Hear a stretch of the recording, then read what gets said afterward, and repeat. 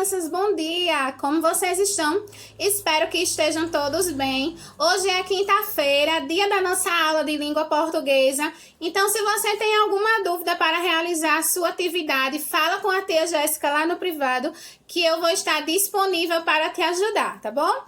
Hoje também estamos começando mais um mês, que é o mês de junho, um mês que é tão esperado por todos nós nordestinos, que aguardamos para poder comemorar as festas juninas. E mesmo que a gente esteja passando por essa fase tão difícil, precisamos encher o nosso coração de fé, de alegria e esperança e ter a certeza que tudo isso vai passar. E vamos comemorar sim, em casa, ao lado dos nossos pais e irmãos, porque não há nada melhor do que a gente poder estar ao lado de quem a gente ama, certo?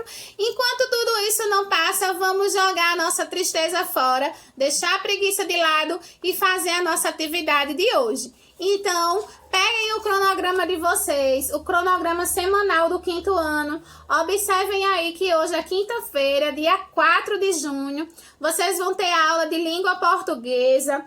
O conteúdo de hoje, gente, será a leitura e a interpretação de um texto. E também vamos revisar os sinais gráficos, que são aqueles que a gente viu na semana passada. O acento agudo, o acento circunflexo, o hífen, tá? Nós vamos revisar para poder fazer a nossa atividade.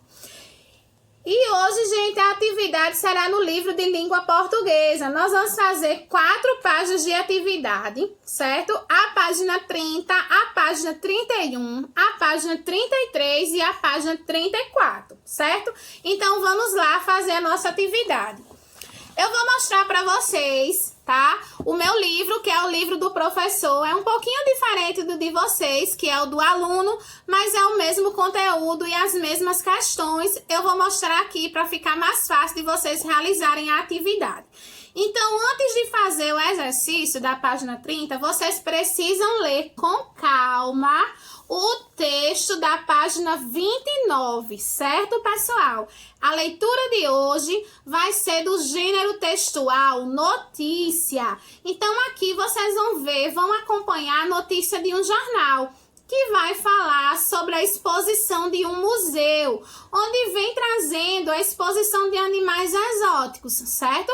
Então, vocês vão ler a notícia, a tia já leu, sabe que é bem interessante, e vocês vão fazer essa leitura para poder responder à atividade.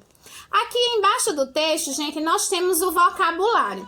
O vocabulário são aquelas palavrinhas que o texto trouxe e que por muitas vezes é desconhecida dos alunos, e aí vocês vão ficar conhecendo agora o significado dessas palavras que às vezes a gente não conhece, ainda não sabe, e a hora de aprender vai ser agora, certo? Então, lê o estudo do vocabulário, analisa direitinho aí essas palavras, confere o significado, porque a gente vai utilizar elas lá no nosso exercício, lá na nossa atividade, certo? Então, lê novamente o texto 1, 2, 3 vezes, se for preciso, até ficar bem compreensível a atividade que nós vamos fazer na página 30 e 31. Então, virem aí a folhinha do livro de vocês, na página 30, na página 30, vocês vão encontrar aí o estudo do vocabulário. Então, aqui, pessoal, no número 1, vocês vão encontrar essas 4 imagens, onde vocês vão definir cada imagem dessas com uma palavrinha. E a palavra que vocês vão colocar, ela está lá no vocabulário do texto, que eu pedi para vocês conferirem o significado daquelas palavrinhas que o livro mostrou, que o livro trouxe. Então, vocês vão analisar essas imagens e vão ver qual é a palavrinha que melhor se adequa a elas, ok? No número 2, também vocês vão utilizar as palavras do vocabulário. Então, o texto que está aqui, ele precisa ser completado. E as palavras que vocês vão utilizar são as palavras do vocabulário, aquelas que o livro mostrou lá embaixo do texto, certo? Então, analisem direitinho as frases para ver qual é a palavrinha que melhor vai se encaixar em cada uma dessas frases que o livro trouxe para a gente completar, ok? Então, prestem atenção aí no número 1 e no número 2 para utilizar as palavras do vocabulário. Na página 31, a gente vai para o estudo do texto. Então, aqui nós temos questões de interpretação. É por isso que é importante que vocês leiam uma ou duas vezes o texto, a notícia, tá? Para poder responder. Afinal, gente, as perguntas não são com respostas pessoais, são respostas para serem retiradas do texto. Então, dá uma olhadinha no texto que vocês vão encontrar todas as respostas. Então, no número 1, nós temos 4 imagens, certo? E ele pergunta qual dessas imagens melhor representa o texto que a gente lê, o texto da notícia. Então, vejam aí direitinho qual é a que melhor se encaixa lá no texto que a gente fez a leitura, o texto do museu, tá? A notícia. No número 2, ele pergunta qual é o público-alvo que vai participar dessa exposição nesse museu. Então, lá no texto tá dizendo, se você fizer a leitura direitinho, você vai observar quais são as pessoas que vão frequentar esse museu e por que que elas vão frequentar, o que elas estão buscando aprender lá, certo? Então, dá uma olhadinha no texto que você vai encontrar a resposta. No número 3, só tem apenas uma alternativa certa, a alternativa de marcar, que ele quer saber justamente... Ele tem uma perguntinha aqui sobre o que a curadora do texto quer saber em relação às pessoas que vão frequentar o museu. E aí você vai marcar a opção certa. É só ler o texto que a resposta também está lá. Certo? Então, todas as respostas que estão aqui tem no texto. É só dar uma olhadinha lá e ler novamente.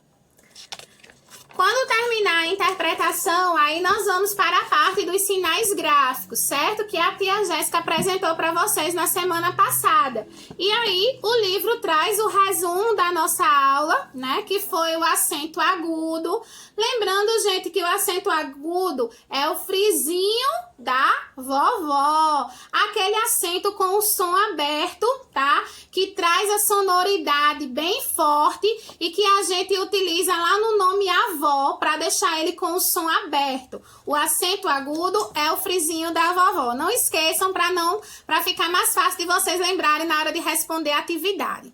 Já o acento circunflexo é o chapeuzinho do nome avô, do nome vovô. É aquele que traz o som fechado, aquele som que se diferencia do acento agudo, porque ele fecha a sonoridade da vogal. Ao invés de a gente falar avó, o O com o som aberto, a gente vai colocar o chapeuzinho e vai fechar o som do O e formar o O. Avô. Então, a gente modifica o som da vogal através do acento. O acento é muito importante por esse motivo. Ele modifica o som da vogal e a entonação da palavra, ok? Então, aqui eu trago também o tio, tá? Que é aquele acentozinho que a gente usa lá na vogal A ou na vogal O. Então, muita atenção. Quando vocês forem fazer o som nasal, o som que a gente usa na palavra mãe, para formar esse an, nós precisamos do tio. Ou então, na palavrinha mão, para formar o ão, nós precisamos do tio lá na vogalzinha A, certo?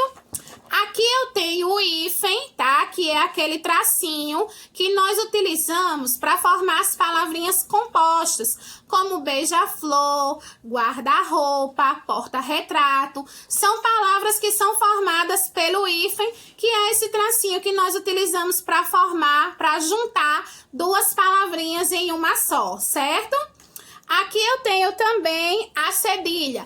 Muita atenção, nós temos uma regra para o uso da cedilha. A cedilha só pode ser utilizada antes de 3 vogais. Façam a leitura aqui desse textinho que ele traz sobre a cedilha, tá? A cedilha, ela deve ser utilizada antes da vogal A, O e U. Então, muita atenção, não pode utilizar ela antes de E e nem de I, tá certo? Então, fiquem atentos aí a essa dica para acertar na atividade. E, por último, ele mostrou aqui o apóstrofo, que é aquele tracinho que a gente usa na supressão da letra. Então, quando eu tenho a palavrinha gotinha de água, eu retiro o I do di e coloco o apóstrofo, fazendo a retirada, a supressão da vogal e utilizo o apóstrofo, certo? A tia explicou na última aula e aí o livro também trouxe aqui. Então, façam a leitura desse textinho aqui, desses sinais gráficos, para poder responder a atividade. Na página 33, a atividade toda será sobre os sinais gráficos, certo, pessoal? Olha só, no número 1, ele trouxe aqui 3 frases. Essas frases, elas estão sem o acento, então ele pergunta se houve alguma modificação no sentido dessas frases. Então, vocês vão dizer que houve sim, porque o acento, ele modifica o sentido das frases, o sentido das palavras não ficam iguais. Uma palavra com um acento representa uma determinada coisa e sem o acento ela perde o sentido. Então, vocês vão fazer sim a explicação aqui na letra A. Vão dizer que as frases estão sem o acento e que elas ficaram sem sentido, ok? Na letra B, vocês vão escrever essas 3 frases corretamente, ou seja, vão acentuá-las, tá? Vão fazer elas certinhas e vão escrever aqui na letra B. No número 2, ele quer saber qual é a palavra que está escrita corretamente. É uma palavra que tem hífen, tá? Que está escrita certinha. É uma dessas opções aqui do número 2. Vocês vão escrever, vão marcar com o X qual é a resposta certa. No número 3, ele trouxe um quadrinho com algumas palavrinhas, certo?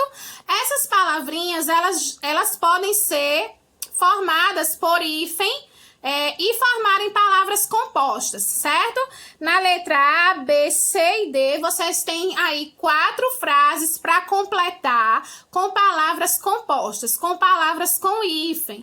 E as palavras que vocês vão utilizar são essas que estão aqui nesse quadro. Então, vão tentando juntar, vão tentando formar palavras com hífen e tentando encaixar na letra A, B, C e D, ok?